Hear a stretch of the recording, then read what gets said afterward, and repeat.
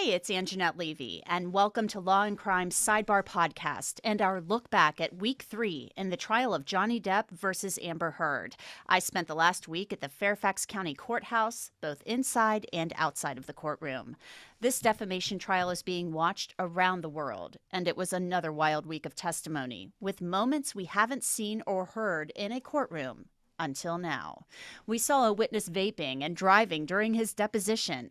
We heard about Elon Musk dating Amber Heard and hooking her up with the ACLU, which led to the Washington Post op-ed in which Depp says Amber Heard defamed him. That's, of course, the subject of Depp's lawsuit and the trial. And while you may have thought that you had heard the last of the grumpy in Johnny Depp's bed, I'm here to tell you that you haven't. We also heard more accounts of Johnny Depp losing part of his finger in Australia and whether or not one of his security team members has ever seen Depp naked below the waist. Yes, you heard me right. But let's get to the beginning. The week started with the end of the cross-examination of Johnny Depp by Amber Heard's lawyer Ben Rottenborn. Remember, this is how Rottenborn left things at the end of Week 2. This is really pretty. Thanks. You want to cut me somewhere? Do I want to cut you? Yeah, you want an arm, you want a chest? What do you want the scar? What do you want? Cut me. Just don't cut your skin. Please do not cut your skin. Please don't. Cut me. Why would I do that? It's easy. Don't. Please do not do that. Please do not do that. Cut me. Please don't. Please don't cut yourself.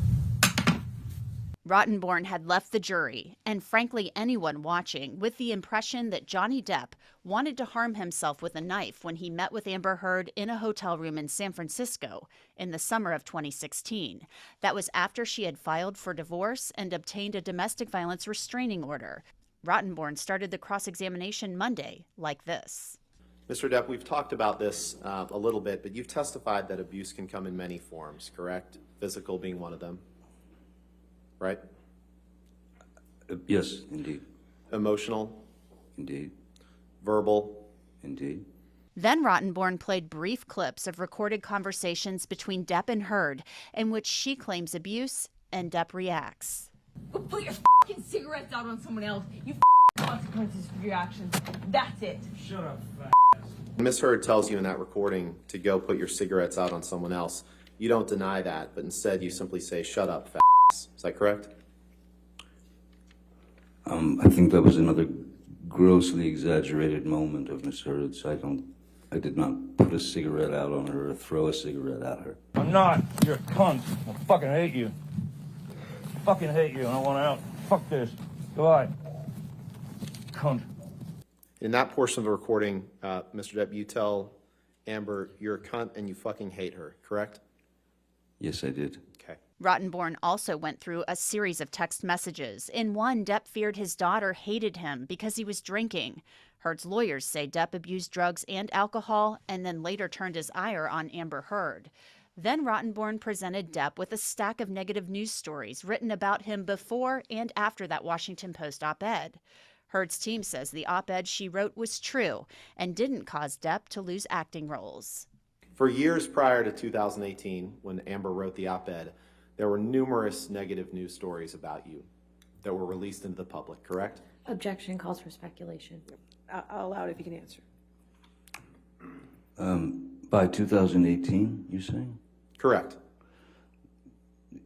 Yes, it all started with Ms. Heard going directly to a court to get a TRO, which is with a bruise on her face and paparazzi.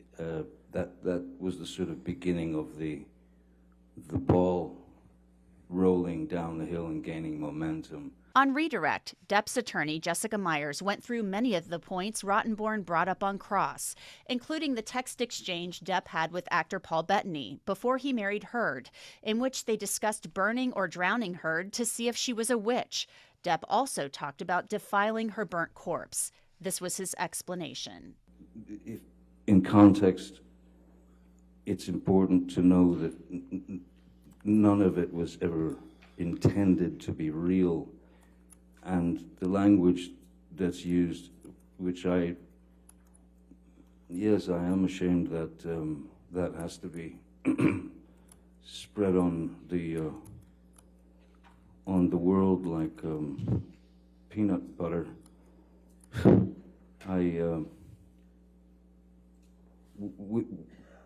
For example, the text that is about burning Ms. Heard it's directly from Monty Python in the sketch about burning witches and then drowning the witches. This is a film that we'd all watched when we were 10, and it's just irreverent and abstract humor. That's what we were referring to in those texts. Then Myers went through audio clips, playing longer portions of the ones Rottenborn had played on cross-examination. I've shortened some of the clips. You can hear Depp wanting to leave when an argument starts and Heard wanting him to stay. It's early, it's quick, it's so not, you're not interested in not fighting. You are guaranteeing a fight. When you do that, and I've told you this so many times, you guarantee it. If you were interested in not fighting, you would be respectful if you needed the space you would be careful not to perpetuate the fight longer by saying, I need a few minutes, and then actually honoring that. How can I trust you that it will be a few minutes when you've done this in the past and disappeared for hours? You know, I got mad at you in Australia about this. I said, baby, I want to trust you. It's hard for me not to try and work it out. If you want to be the person that's like, I need to cool down, help me do that, give that to you. But I can't give it to you if you always let me down and fuck up and forget. Because I give you a time limit. Here's another conversation. Yeah, I'm asking you to stay when you feel you are also in the interest of working it out. I think it's a good idea for us to take a moment or two, take some time. Take some time to think by ourselves without being, barraged by each other's fucking bullshit whatevers. Let's take a break from it, and then come back, try and be calm, and walk through the thing. But I'm not gonna stand and fight with you. I will not. You can call me a coward. I don't You want can call that. me anything you want. All those names, do it. But I will not do it again. Please stop asking.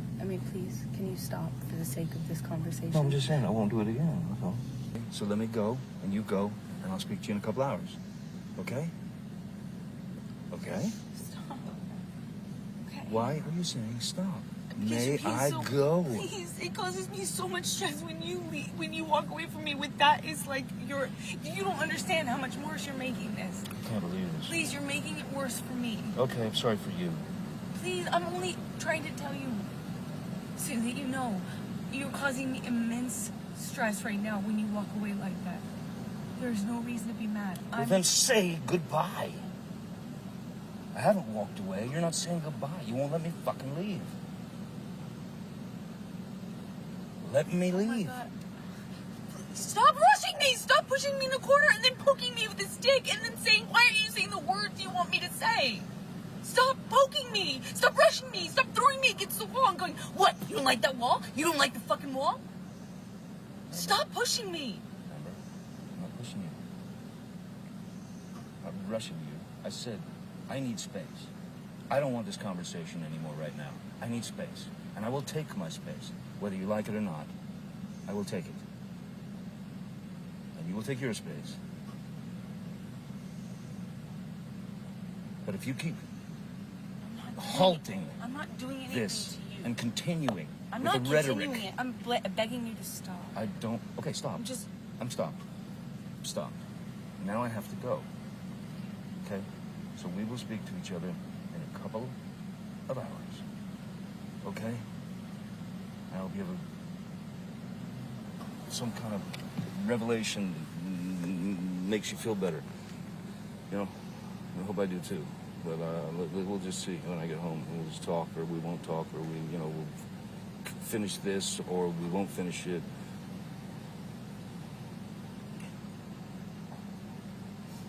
But this is not love. This is not happiness. This is not. This is. Please stop doing this.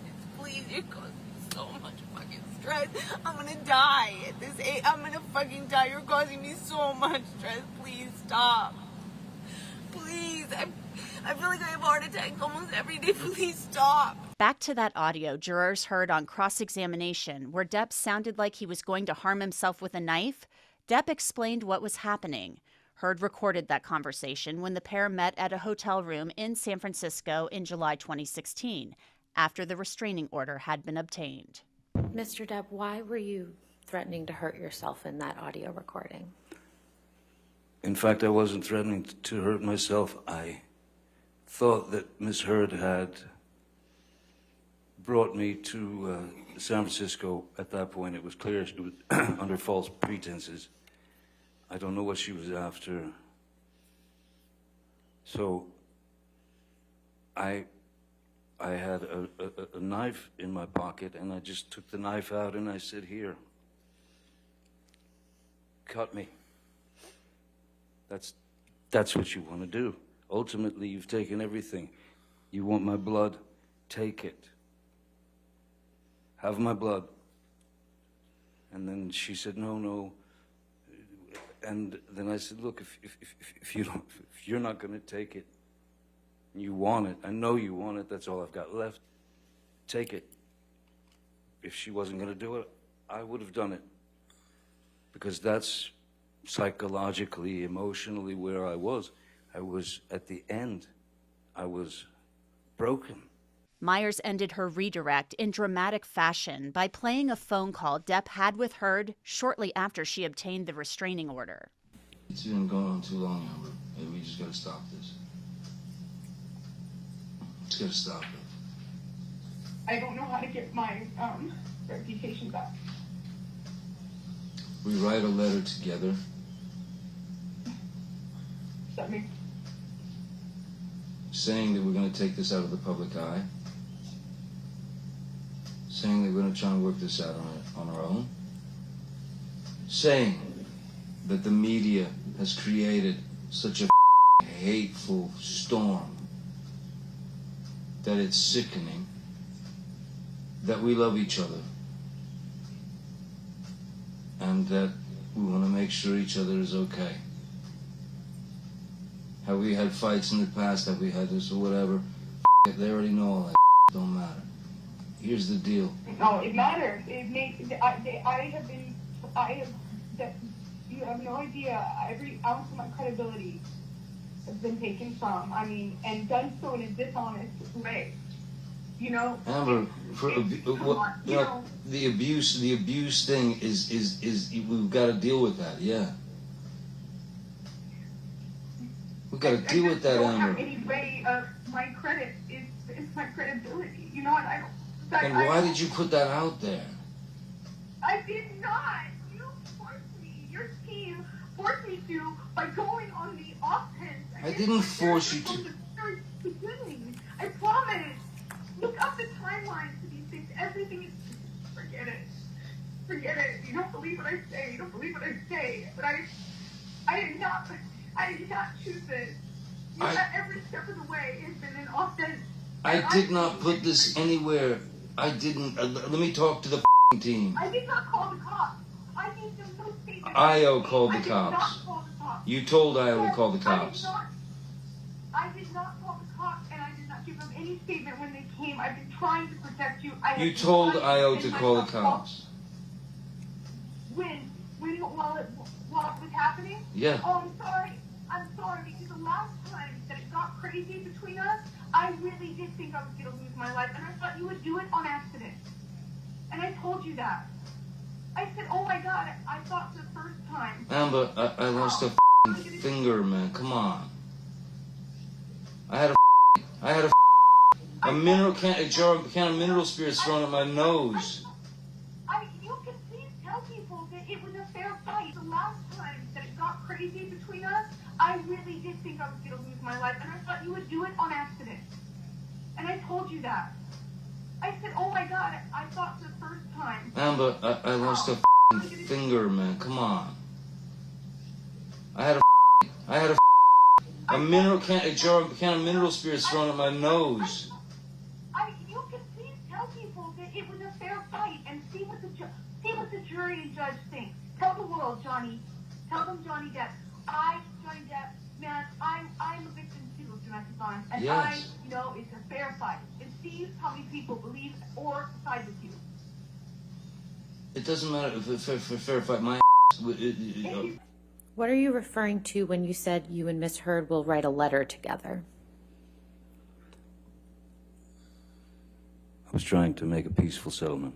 What did you say in response when Miss Heard said, "Tell the world, Johnny, tell them Johnny Depp, Johnny Depp, a man, I'm a victim too of domestic violence"? I said yes. Next, the jury heard from a house manager named Ben King, who first worked for Depp and Heard in London. King said he didn't see Depp drink wine while working for the couple in London, but he said a large amount of wine was delivered. King said Amber Heard drank 1 to 2 bottles of wine each day. King also said he saw the couple argue. I was close enough to hear Miss Heard say, "Why did you take your hand away from me, Johnny? Don't you love me anymore?" Like, not in a playful way, I might add. And I think he replied, "Of course I do, don't be silly. Of course I do." And it kind of launched from that point. And at one point, Mr. Depp got up and went to the bathroom or went upstairs, and I was sort of scuttling around out of the way because I wasn't there listening. I was just there doing my stuff in and around them. Yeah, it was a strange, sort of banal way to start an argument. But how would you describe Miss Heard's tone when she said, "Why did you take your hand away, Johnny"? Accusatory, spoilt teenage child, maybe. Is that fair? Pretty, not playfully, let's put it that way, more angrily. Over the course of the 4 weeks in August and September 2014, when you were working with Mr. Depp and Miss Heard in London, Yes. Did you ever observe any physical violence of any kind between the two of them? No, I didn't. King also worked for the couple in Australia when Depp was filming Pirates of the Caribbean 5. Did you observe any arguments? Yes. I several. Okay, can you tell us a little bit about those? Yes. A similar pattern, it seemed, to London arguments. One in particular was very similar to the second one in London. Started in the TV room, funnily enough. Loud voices, and Mr. Depp leaving the room, shutting the door, going to another room to play his guitar or to a bathroom, whatever, and Miss Heard closely following. And on Sunday, March 8th, 2015, King said one of Depp's assistants called him to the home.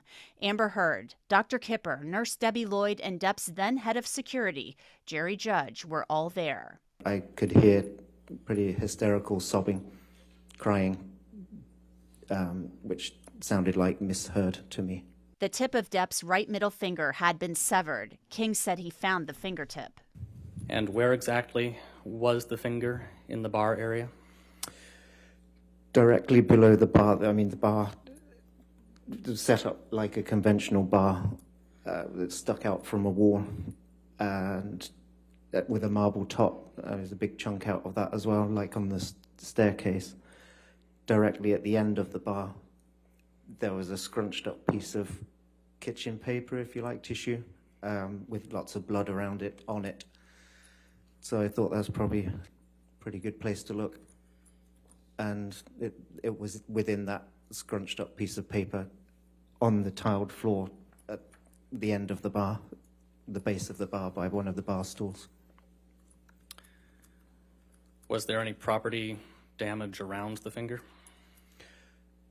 Yes, a fair bit.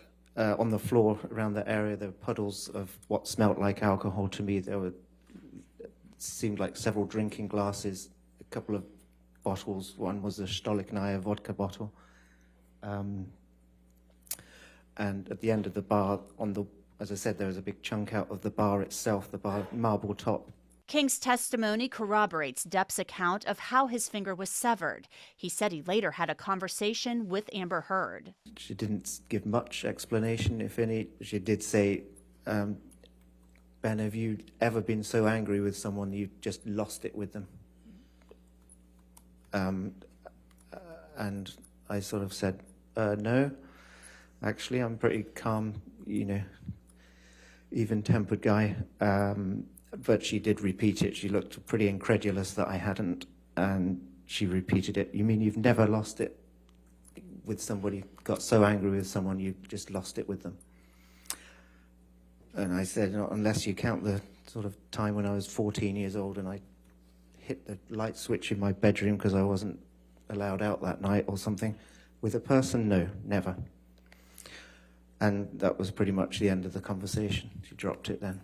On cross-examination, King was asked whether he saw Marilyn Manson at the home. King said he hadn't. Heard claims that Depp went on a 3-day drug binge with Manson and later assaulted her physically and sexually, something Depp denies.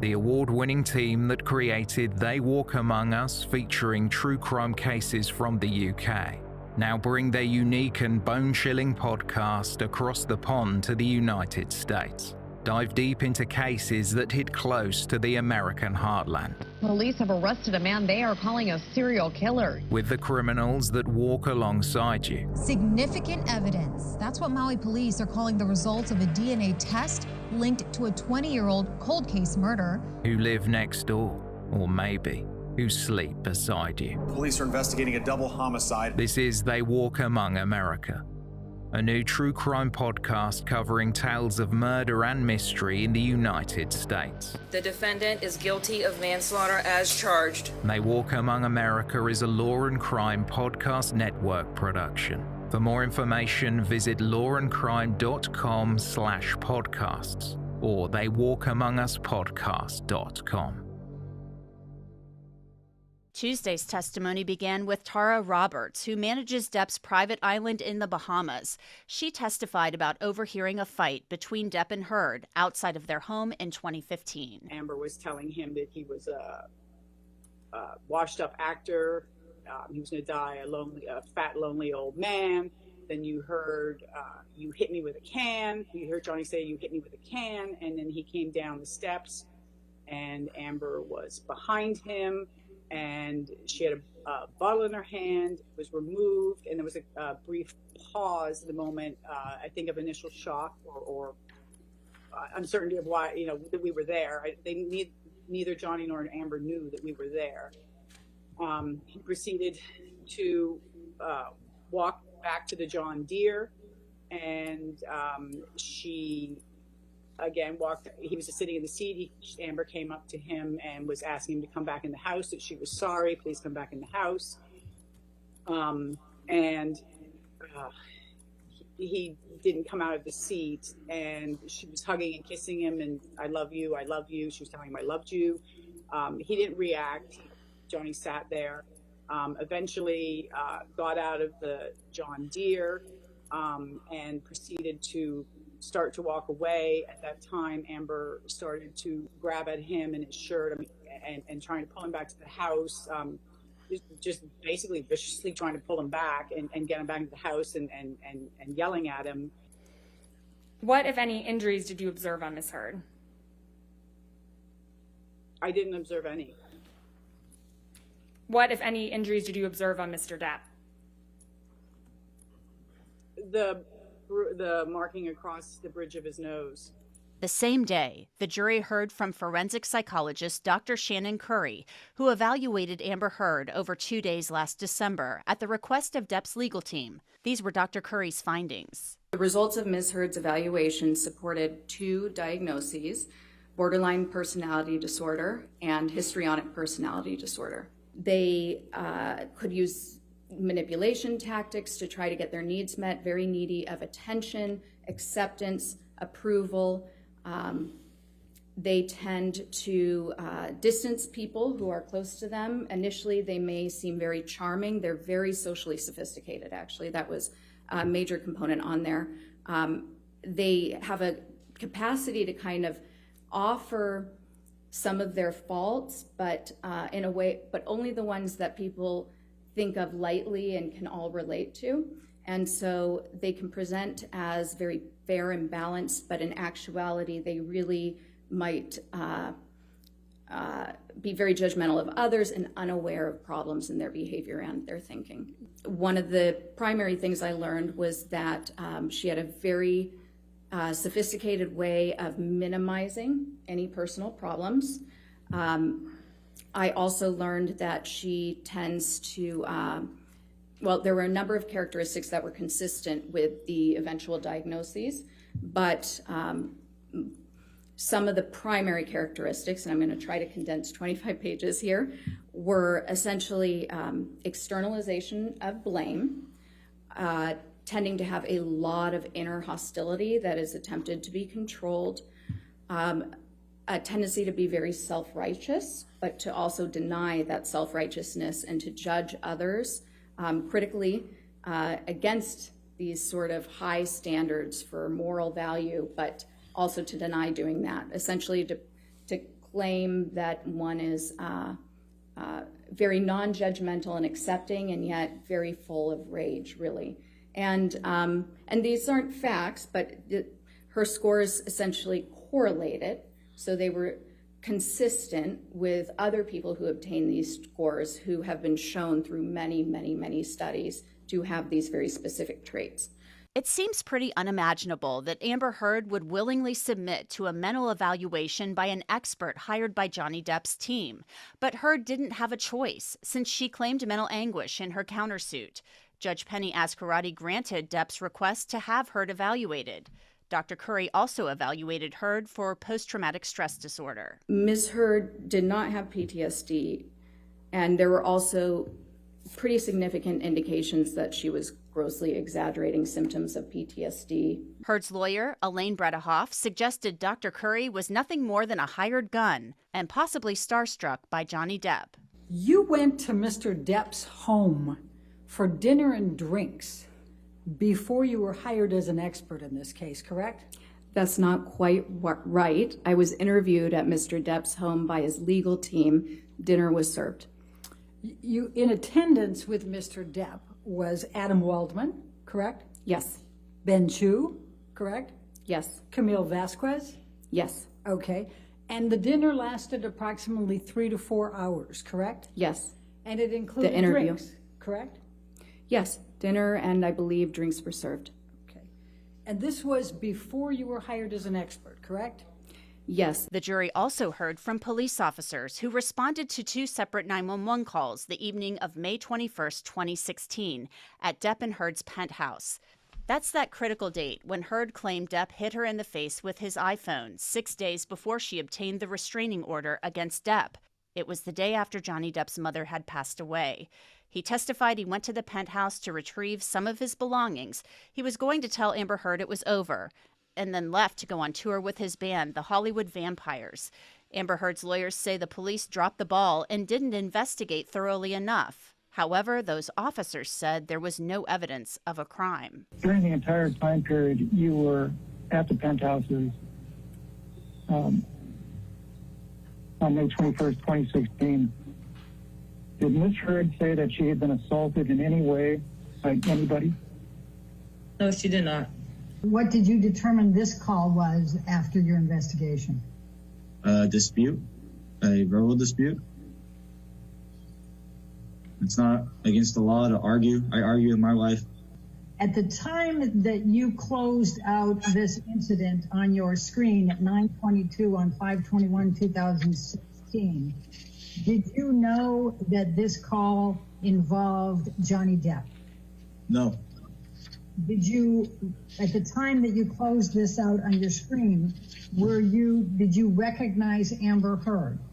No, I had no idea who she was. On Wednesday, jurors heard from Alejandro Romero, who worked the front desk at the ECB, where Depp and Heard lived in the penthouse.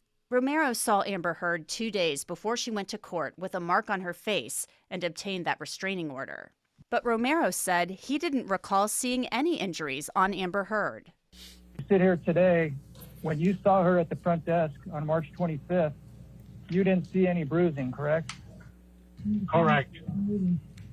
And you didn't see that correct? That's correct. I didn't see any marks or bruises. You didn't see any swelling either, did you, Mr. Romero? That's correct. No swelling at all. And she was only 3 or 4 feet away from you, correct? Correct. And you were looking right into her face squarely, correct? Correct. Everybody, and I'm pretty sure everybody in the courtroom, got a kick out of Alejandro Romero. The gallery was laughing. Johnny Depp was laughing, and so were his attorneys. Romero actually started vaping and driving away during his videotaped deposition. I just so stressed out because of this. I just don't want to deal with this anymore. I'm tired. I don't want to deal with this court case. Everybody got problems, and I don't want to deal with this no more.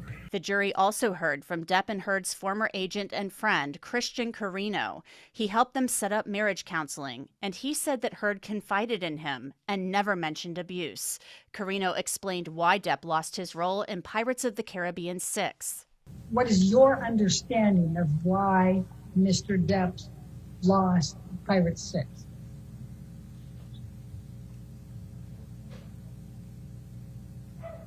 My opinion is that it was related to the accusations that Amber has made.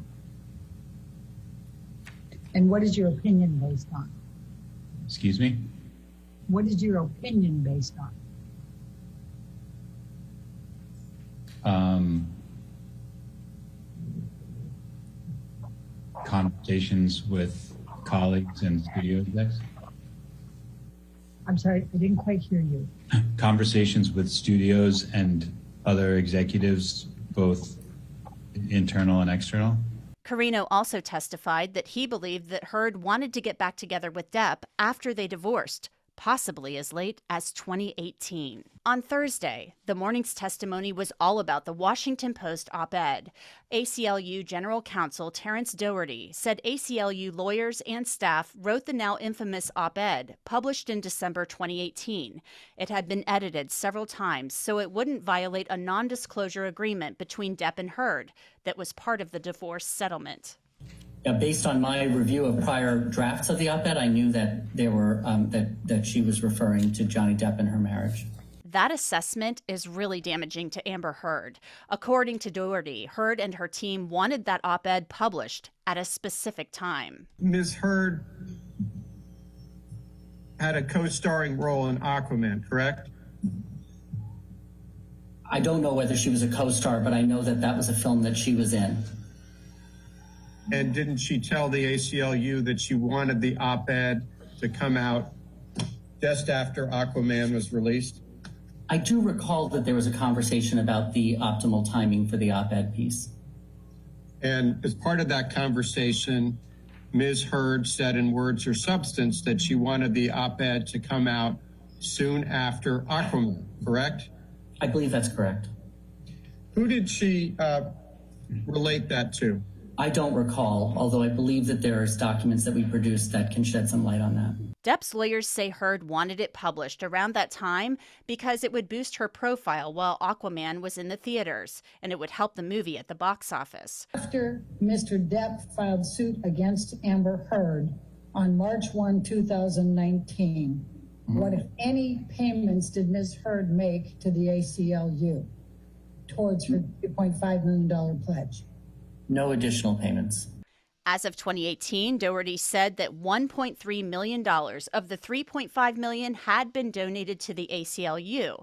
He testified that $350,000 of it came from Heard, $100,000 from Johnny Depp, and $500,000 came from an anonymous account linked to Elon Musk, who had dated Amber Heard.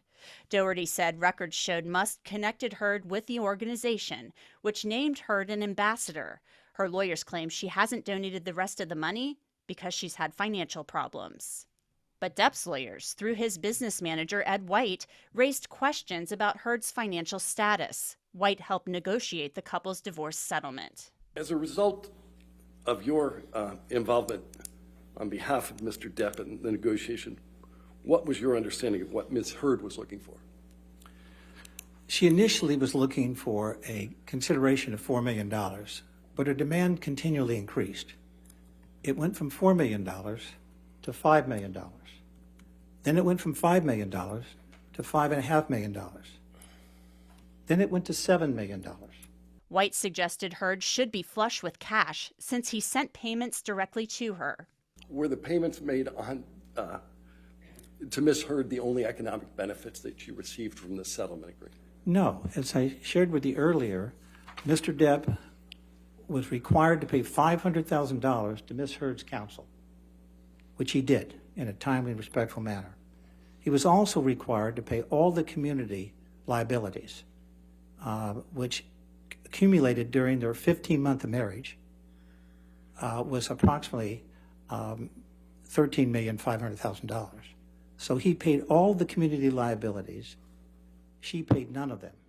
White testified that 15-month marriage cost Depp $14 million. He also spoke about the meeting with Depp on Amber Heard's 30th birthday, in which Depp heard about the state of his finances. White said he outlined strategies to get Depp out of financial trouble. He also said that Depp was engaged in the meeting, asking questions, and that no wine was served. White had a lot more to say about red wine. He described the red wine that Amber Heard drank. 2020 is a highly recognized purveyor of wine in Los Angeles, along with other companies. What involvement, if any, did you have with 2020? I satisfied the liabilities that Mr. Depp incurred, which at the dissolve of their marriage was approximately $160,000. Do you continue to pay Mr. Depp's wine bill? Yes, I do. We pay all of his obligations, but his wine bill has shrunk to virtually zero because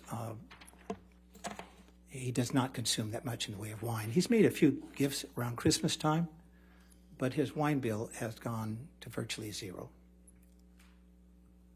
Are you familiar with a Spanish wine known as Vega Sicilia? Yes. How are you familiar with that? I know that it is a very expensive wine, and that I know that Ms. Heard enjoyed drinking the wine. How much does it cost? The cost of the wine is approximately $500 a bottle. This was an important point because red wine and how much Heard and Depp drank has come up many, many times. Heard's lawyers contend that Depp drank red wine regularly, but there's been testimony to suggest that's not the case. And remember, Isaac Baruch said there was red wine on the wall in the hallway of the penthouse on May 21st, 2016, along with broken glass. Heard's lawyer, Ben Rottenborn, questioned White aggressively. You're being paid for the time that you're sitting on that witness stand today, aren't you? No. Well, you charge the time that you spent in connection with legal proceedings in this case, correct? That's correct, but I charge for my time. Yeah, and it's the same time. You answer my I question, charge... sir. In fact, you charge $710 an hour for your time, don't you? Counsel, if you'll let me complete my answer, I'll No, be happy to respond. Sir, please try to stick to the question that I'm asking you. You've had your chance to go well beyond the question being asked, but if you could just please stick to the question I'm asking you, it would go a lot faster. Ms. Heard didn't buy any of the dozens of properties that Mr. Depp owned, correct? Correct. He owned the assets prior to their marriage. She didn't pay $5 million to blast Hunter Thompson's ashes out of a cannon, did she? Not to my knowledge. She didn't buy a yacht that she couldn't afford and then have to sell it to J.K. Rowling, did she? Not to my knowledge. The week ended with testimony from two longtime members of Johnny Depp's security team. Malcolm Connolly testified via video link from England. Connolly said he noticed changes in the couple's relationship as time went on. I could see that Amber wanted to wear the pants in this relationship. That was pretty obvious. And what in particular made you think that you observed personally? Just the way, if something wasn't quite right, or Amber could get a bit frosty at the drop of a hat. So as time went on, I could see them. I could see them change. I could see Amber change. I could see Johnny getting quieter. Malcolm Connolly said he saw injuries on Depp. He took a photo of the couple on the Orient Express on their honeymoon. Depp appeared to have a black eye.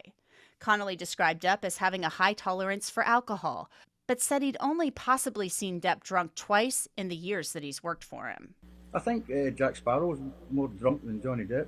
Connolly was called to the house in Australia the day Depp lost his finger. The only time I seen Miss Heard and Johnny in that house is when I arrived there to extract them.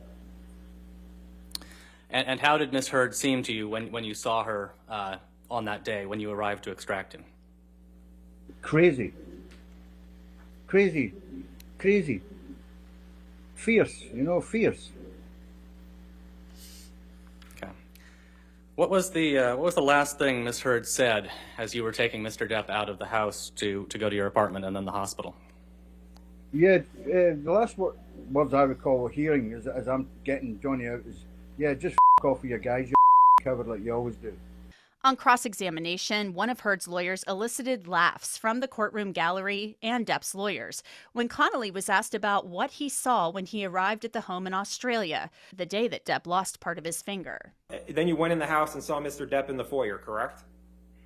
Yes, correct. And Mr. Depp was trying to urinate in the foyer, wasn't he? No. Mr. Depp had his penis out of his Objection. pants, didn't he? I think I would remember Relevance. seeing Mr. Depp's penis. Allow. Johnny Depp looked astonished at the suggestion that he urinated on the floor and laughed when Connolly said, and I quote, "I've never seen Mr. Depp's penis."